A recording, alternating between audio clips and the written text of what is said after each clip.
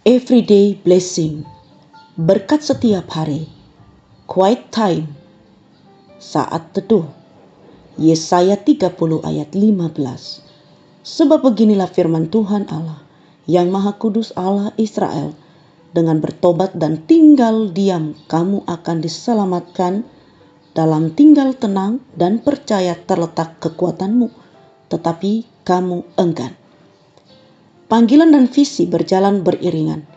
Panggilan Tuhan atas hidup kita adalah visinya untuk hidup kita.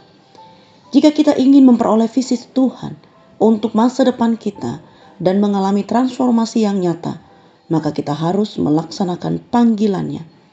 Kita mendengar seseorang berbicara tentang panggilan Tuhan.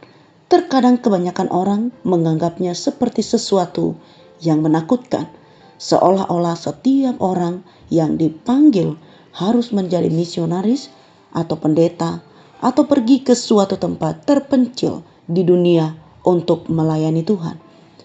Tapi sesungguhnya panggilan Tuhan bukanlah sesuatu yang menakutkan atau rumit.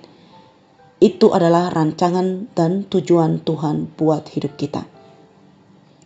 Setiap orang di seluruh dunia dipanggil oleh Tuhan. Kita semua dipanggil untuk mengenal Dia dan mengasihinya, serta membagikan kasih-Nya dengan orang lain. Dia juga memanggil kita untuk melayaninya dan menggunakan talenta kita untuk memuliakannya. Pertanyaan adalah, apakah kita akan menjawab panggilannya? Untuk mendengar panggilan Tuhan kita harus memperhatikannya, yang berarti kita harus memperlambat langkah kita. Kita harus memberi ruang dalam hidup kita untuk mengenal Tuhan sebagai prioritas utama.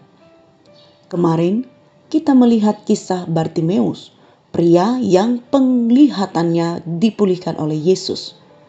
Di tengah kerumunan ia berseru memanggil Yesus untuk memperhatikannya.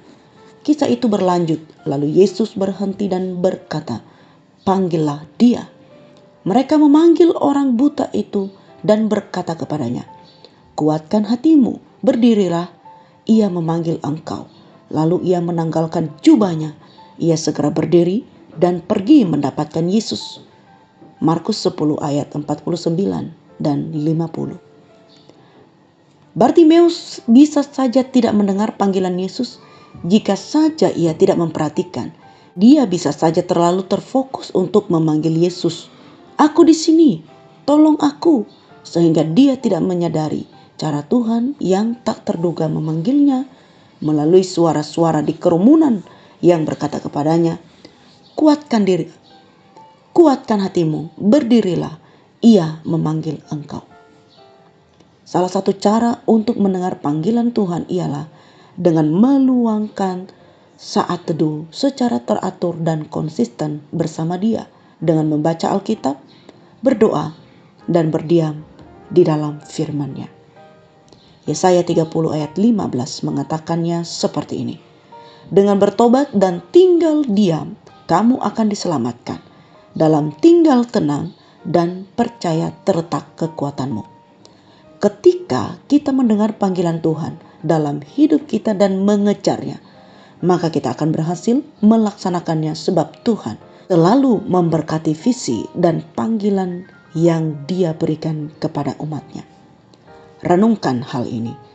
Apa yang selama ini kita minta untuk Tuhan bimbing dalam hidup kita? Mengapa kita perlu memperlambat langkah dan memperhatikan agar dapat mendengar panggilan Tuhan? Pikirkan satu cara yang bisa kita lakukan untuk memperlambat langkah kita dan meluangkan saat teduh bersama Tuhan setiap hari. Misi, luangkan saat teduh bersama Tuhan dan kita akan belajar betapa Tuhan ingin memberkati kita ketika kita mengejar dan memenuhi panggilan kita. Kita berdoa. Ya Bapa, kami mau mendengar panggilan-Mu, Tuhan, dengan meluangkan saat teduh secara teratur dan konsisten bersama-Mu dengan membaca Alkitab, berdoa, dan berdiam di dalam firman-Mu. Dalam nama Tuhan Yesus. Amin.